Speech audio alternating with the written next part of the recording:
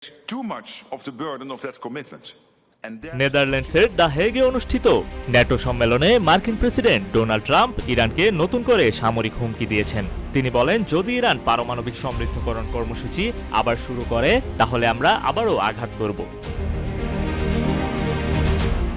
Trump জোর দিয়ে বলেন, তারা ইউরেনিয়াম সমৃদ্ধকরণ করতে পারবে না, এমনকি কোনো বোমাও পাবে না। যদিও পরে তিনি ইঙ্গিত দেন ভবিষ্যতে ইরানের সঙ্গে সম্পর্ক গড়ে উঠতে পারে। তার ভাষায়, শেষ পর্যন্ত একটা সম্পর্ক তৈরি হবে বলেই তিনি মনে করেন। ট্রাম্প ইসরায়েল ইরানের মধ্যে সাম্প্রতিক যুদ্ধবিরতিকে সমতা ভিত্তিক ও প্রয়োজনীয় বলে বর্ণনা করেন। তিনি বলেন, উভয় পক্ষই বলছে এটি যথেষ্ট। গাজা যুদ্ধবিরতির বিষয়ে আশাবাদ প্রকাশ করে ট্রাম্প বলেন, আমরা একটা বড় সাফল্যের খুব কাছাকাছি। RICL TMX, যুগের পর যুগ স্থাপনা থাকে মজবুত। ইরানে সফল হামলার পরই এটি সম্ভব হয়েছে।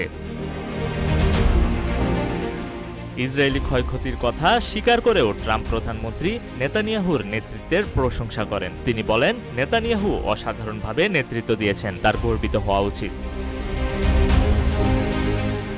মধ্যপ্রাচ্যে উত্তপ্ত কূটনীতির মধ্যে ট্রাম্পের এই হুঁশিয়ারি নতুন করে উত্তেজনা উস্কে দিতে পারে। তবে পাশাপাশি সম্পর্ক গড়ার বার্তাও দিয়েছেন ডোনাল্ড ট্রাম্প। এই টানাপোড়েনের মধ্যে কোথায় গিয়ে থামবে আমেরিকা ইরান লড়াই, তা হয়তো সময়ই বলে দেবে।